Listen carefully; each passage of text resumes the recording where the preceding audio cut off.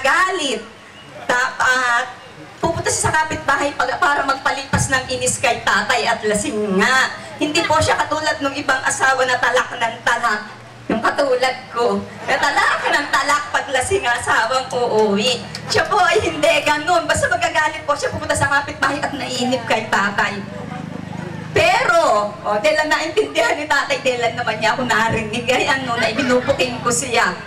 Si tatay naman po, bilang asawa at tatay, ay napakasipag at napakatyaga. Talaga pong sila ni nanay ay nagtutuwang noon, mapag-aral lang ang kanilang 4 na anak. Talagang pinagsikapan po nila iyon. Si tatay po, sa naranasan ko po na pagtigil sa kanilang bahay, noon nasa Duungan pa po kami. Si tatay po ay tuwing umaga po, yan sa naranasan ko siya po ay may dalang palanggana tuwing alas 6 ng umaga, araw-araw po yan. Ay bakit kaya itong matanda na ito, ano kaya ang gagawin? May dala po siyang palanggana at basahan at araw-araw po ay kanyang winawalisan ang teres doon sa Duungan at hindi lang basta walis. Pagkatapos ay lalampasuhin pa niya ng basang-basahan. Ay ako po ay nahihiya, nagkukulong ako sa kwarto at siyempre ako naman ang dapat gagawa. Nakahilata ako, siya ito ay naglalampaso ng hagdanan. Ay ganun po siya kasipag. Tapos kami po ay tuwing umaga ay paggising namin, talagang meron ng almusal. Siya po ang nagluluto at hindi si nanay. Namamalengke po at siya ang nagluluto. Basta wala lang po siyang imik at lagi siyang naiinis kay Raul at Tamad. Siya lang po ang luto ng luto. At tuwing weekend po, ay siya po ay nawawala ng bigla. Hindi po naman nag-iinom ha. Siya po ay namamalengke, bibili ng pansit at yun ang favorite niyang lutuin. At magugulat na lang si nanay o ninita, magluluto tayo, magpapansit. Lagi pong ganun tuwing weekend. Kaya yun po ay isang halimbawa lang. At ito po ay isa lang sa mga kanyang ginawa sa amin. Marami pa po na mga matatamis na alaala, magaganda. Ay, hindi ko na po isa-isayin at naulan na po, baka andyan ang bagyo. Kaya, at marami pa po yata ang magsasalita. Kaya nga po, ang wish lang namin ngayon ay sana magkaroon pa sila ng mahabang buhay para sa mas marami pang matatamis na alaala ang dumating. At hindi po, of Raul at sa aking 2 anak na si Timmy at si Reno. Thank you po nanay at tatay sa lahat ng suporta at pangunawa sa mga katigasan namin ng ulo at pasaway. Sorry po, sorry talaga sa mga pagkukulang. Kaya po, tatapusin ko na nga po at mahaba na yatang masyado. Kaya nga po, ang masasabi ko lang po ay many more anniversaries and blessing. Siyempre po, pag blessing kasama na kami doon tukang. Ay, kaya nga po, nanay and tatay, we will always love you and we will never forget you. I love you, nanay and tatay. Tapos dapat marami pa magsasalita. Marami pa sana. Pakinggan po naman natin sa pangalawang anak, kay Engineer Noel S. Tolentino. Salamat sa nobela, magandang hapon po sa lahat. Papasalamat po kami, ang pamilya namin sa lahat ng mga taong umattend at dumalo po rito sa salong-salong ito. Hindi ko pa alam kung anong sasabihin ko. Kanina ko pa po iniisip kung anong aking sasabihin, pero siguro nagpapasalamat po ako at narating po nila yung 50th year po ng kanilang kasal. Sana po marating pa po nila yung diamond anniversary. Kung ko baka patay na rin po ako noon. Basta masasabi ko lang po, nagpapasalamat po ako sa kanila at siguro kung hindi po sa kanila ay hindi po namin narating yung aming narating ngayon. Baka lang po umayak kaya baka po kasi ang luha ko kaya nanay, tatay, I love you. Okay.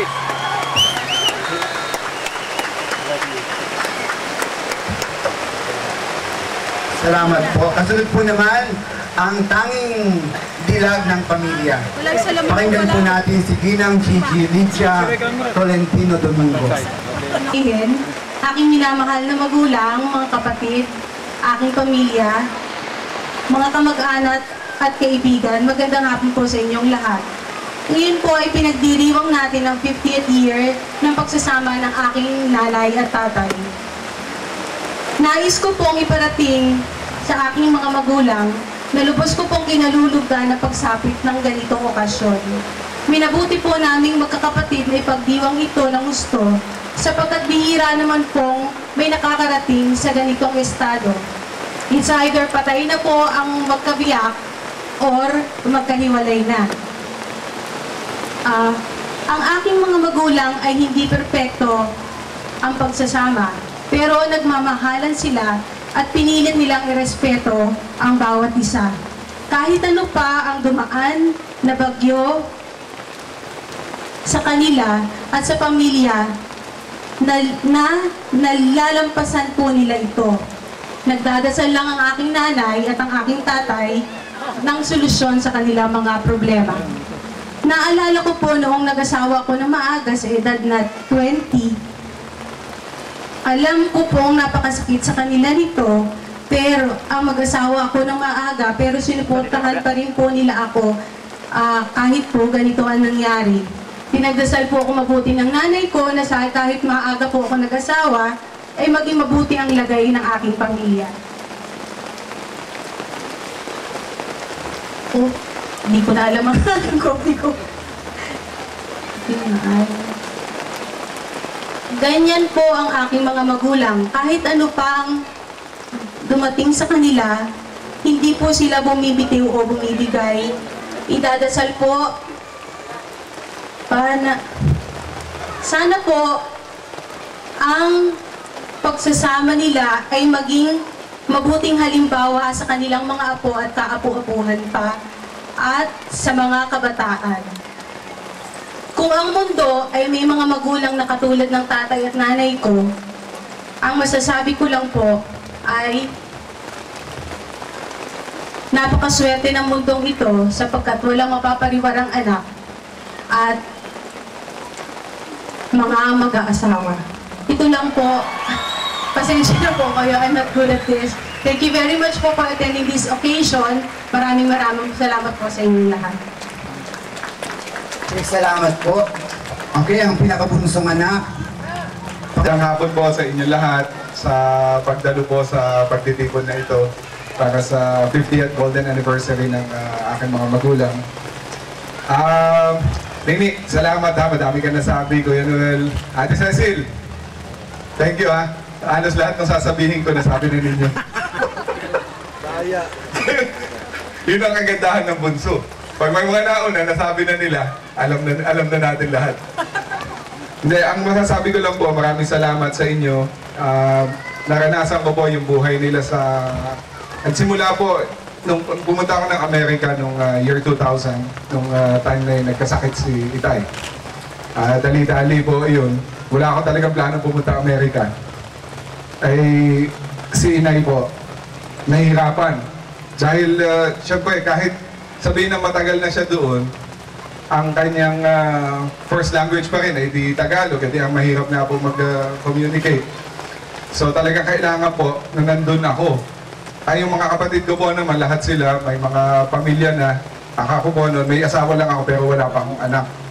So nakarating po ako doon at nakita ko talaga yung paghihirap ng magulang ko, ni Inay. Lalo na po si Itay nung magkasakit, na comatose po siya for 6 months na doon sa Amerika, na nakapunta ako. At pinulungan ko po, nakita ko po doon ang paghihirap ng aking nanay doon sa kay Itay. At nakita ko rin po nung nakarecover na si Itay, yung kanya pong paglaban sa buhay, na gusto talaga niya marating itong 50th Golden Anniversary. Sana, Diamond, kumana ka din, Itay. Yun ang yun ang kwento ng buhay. Nakita ko talaga kung paano nagtatrabaho sila sa Amerika. Ang Amerika po, mahirap din ang buhay. At maraming salamat po nandoon din dahil sa inyo hindi po namin makarating kung ano man ang narating namin ngayon. Maraming salamat, mahal na mahal po namin kayo.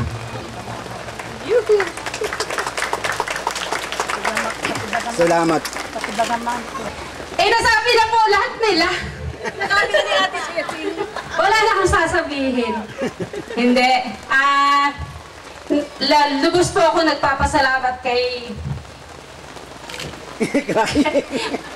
nanay at saka kay Tatay Sars. Ayoko po talaga magsalita dahil talaga ako iiyak lang. Sa sobrang kabaitan po nila talaga. Iniyak na si nanay. Oh. Si nanay pag minsan medyo masungit. Pero si tatay po talaga napakabait si tatay. Hindi, si nanay masungit pero sabi lang niya yun, pero napakabait po talaga ni nanay. Lalo sa amin po ni Noel pag minsan hindi naman po maalis sa isang mag-asawa ang pag minsan ay may alitan. Pero nakita ko po kay nanay na pag galit na ako kay Noel parang takot siya sa akin. Galit na rin po siya kay Noel. Ganun po niya kamahal ang mga magulang niya. Ay, ang mga manugang niya. Talagang napakabait po nila sa amin at lalong-lalo na sa mga anak ko po. Wala naman po akong ibang masasabi at nasa kanila naman na lahat. Nagdaan po sila sa hirap siguro po noon pero ngayon hindi naman sila mayaman. Pero alam ko po na mayaman sila sa pagmamahal sa kanilang mga apo, sa kanilang mga manugang, sa kanilang mga anak. Yun lang po. Yuhu! Mahal na mahal ka namin, nanay, tatay. Yuhu! Ay, nalapit ka sila.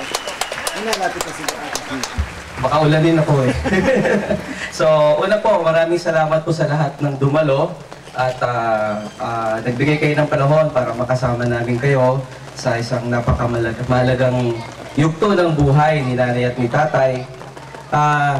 Oo nga, nasabi na nilang lahat. Siguro sasabihin ko na lang, medyo alam ko yung sikreto ni nanay at ni tatay kung ba't sila nagtagal sana matutunan namin to, mga anak at saka yung mga bagong kasal, mga may asawa at ikakasal. Sa kanila kasi ang nakita ko, hindi sila perpektong tao pero kaya sila nagtagal kasi ang Panginoon ang una sa buhay nila.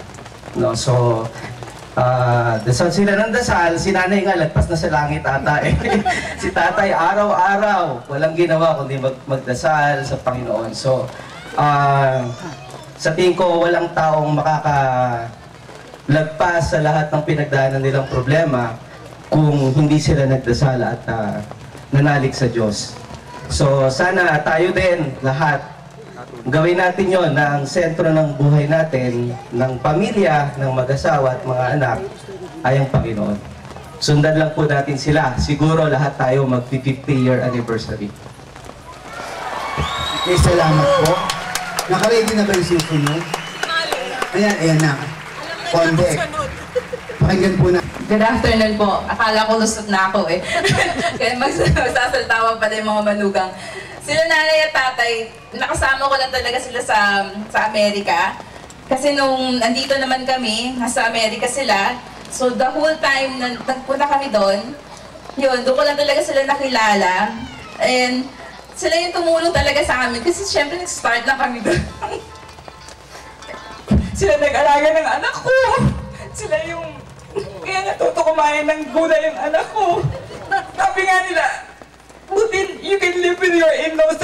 Ay nako, I'd rather live with them than anybody else. Kasi talagang mahal na mahal ko yan. Ang hirap talaga sa Amerika. Si nanay, sumbungan ko lang din yan Sabi ni nanay, kaya mo lang yan. Problema lang din yan. Pero talaga sila, ang laki-laki ng utang na loob ko sa kanila. Until now, kami ito ang asawa ko. Kasi talaga, ang hirap tumira sa ibang bansa na wala kang kamag-anak. So, nanay, kailangan ko ng tulong mo lang mag-aalaga sa anak ko. Alam mo yun, in 1 month, dumating sila. Tinanungan akong mag-alaga. Hindi nga ako marunong magpaligaw ng bata. Andyan si nanay, si tatay, hindi masyado nakakalakad. Makikita mo, pinapatulog yung anak ko. So talagang, alam mo yun, I'm very thankful for them. Yun lang.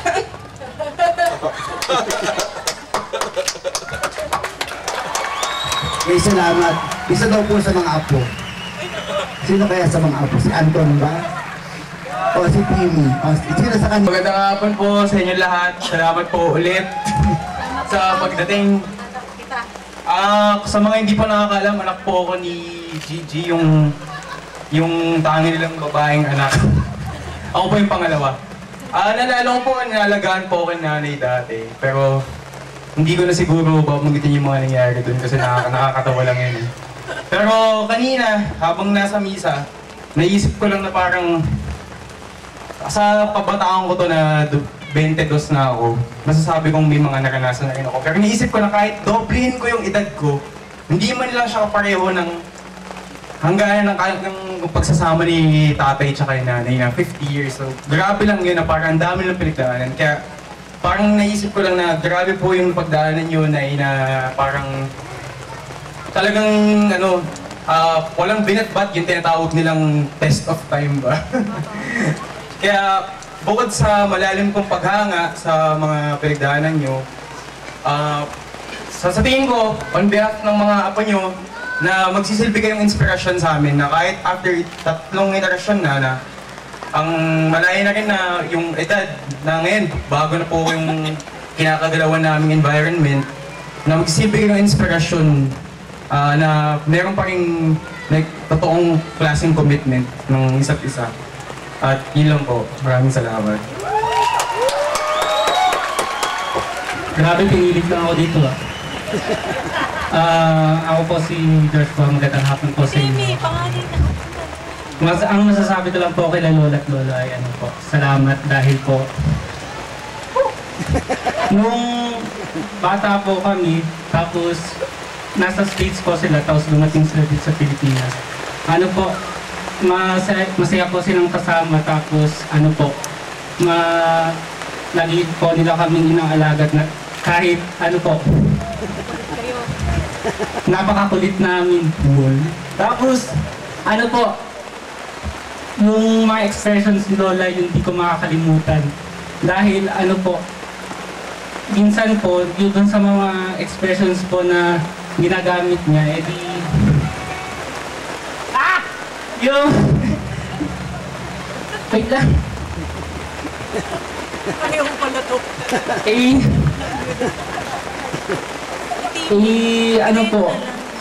Nagbibigay po sa akin ng mga moral values. Tapos, dun po sa pagsabi ng Ari, Otoy, Are, ay yung parang yun na po yung klaseng pagbabawal niya sa akin na parang makatuwa po. Kaya yun po hindi ko makakalimutan. Kaya po, para kay Lola at Lolo, salamat po. Yun lang po. Love you.